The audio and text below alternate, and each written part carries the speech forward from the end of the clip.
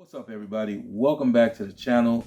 Your boy has been away for a minute because I've had some big time enhancements in my personal and professional life, but I am back with another video, guys.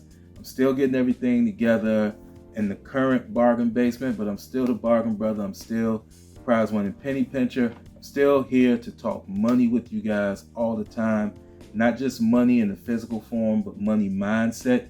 As some of the videos on the channel will be just a little bit different from some of the stuff I've been doing in the past.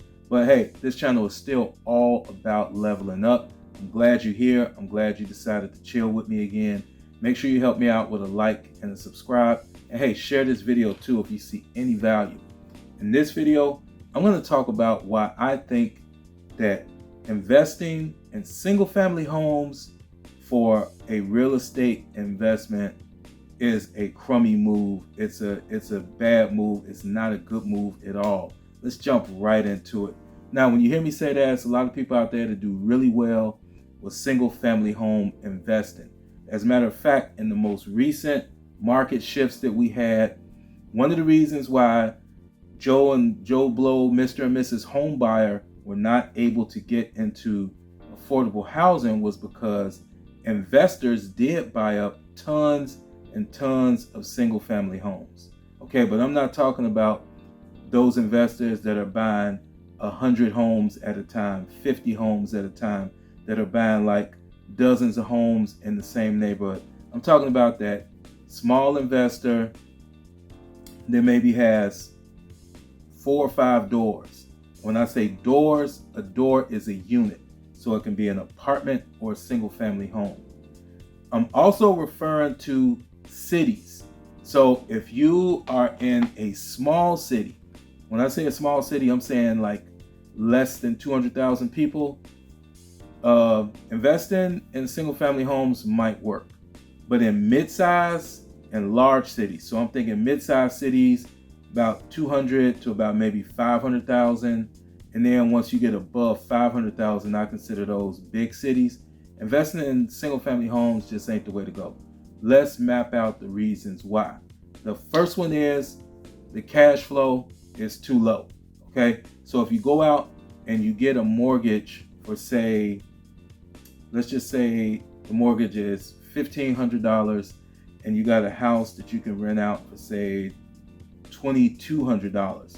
Well, on paper, it looks like you are getting $700 a month from that one home, which is over $8,000 a year. But that is not factoring in things that people that rent homes don't typically want to do that homeowners would do.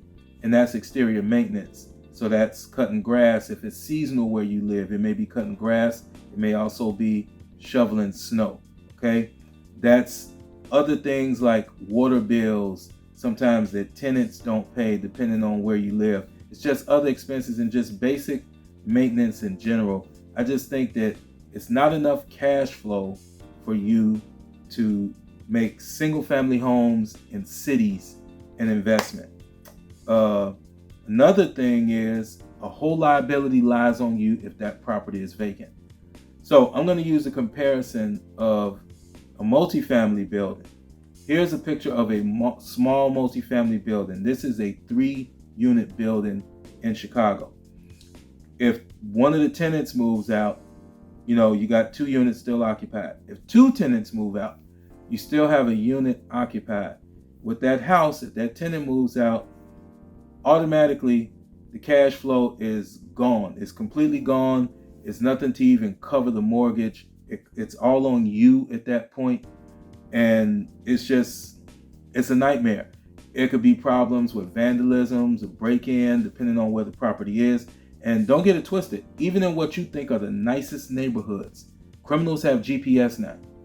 Criminals go where money is. They're not just attacking a lower income area. You can have break-ins in nicer areas too. So to me, that second reason is it's a lot of liability if those suckers is vacant. The next thing is, in a single family home, a big repair can basically just wipe out the profit for like a year. I'm not kidding, guys, a year. Okay, if you have to replace a roof and that roof costs $10,000, there's your profit for the year out the window.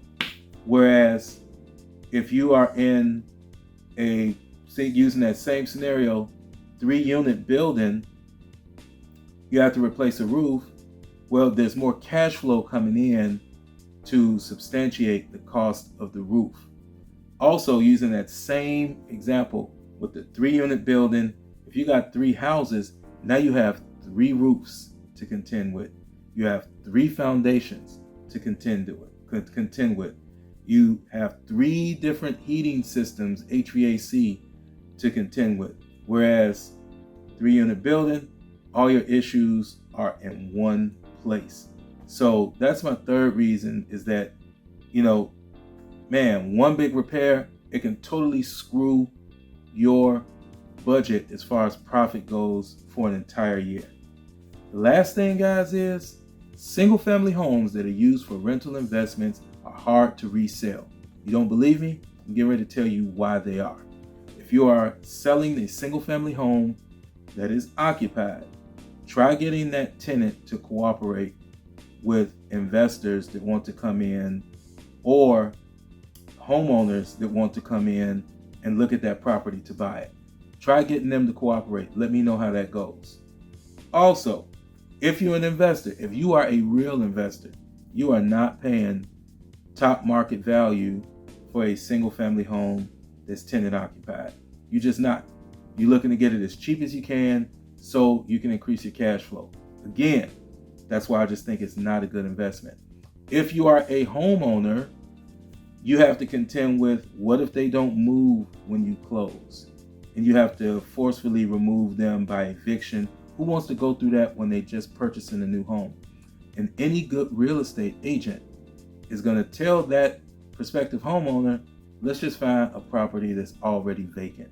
Why go through the rigmarole with this tenant that probably doesn't want to move, because it's harder to find a house for rent in most cities than it is to find apartments for rent, which is why I think apartments are a better move for an investor.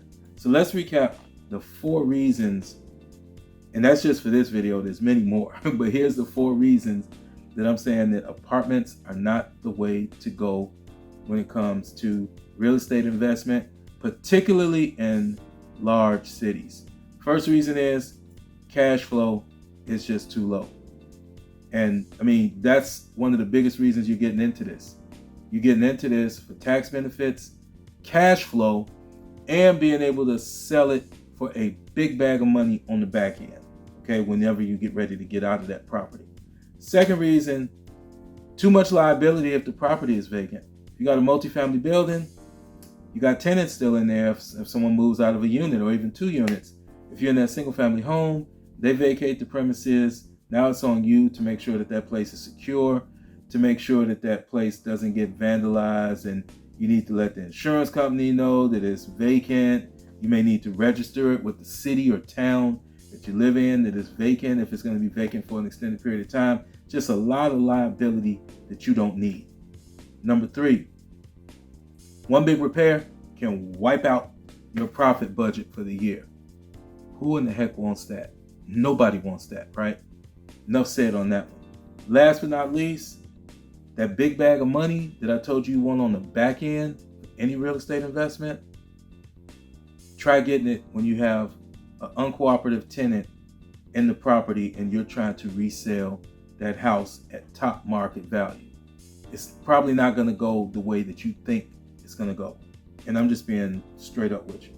Okay, guys, so look, there it is. That's why I think, or some of the reasons I think, because I could have made this video like an hour.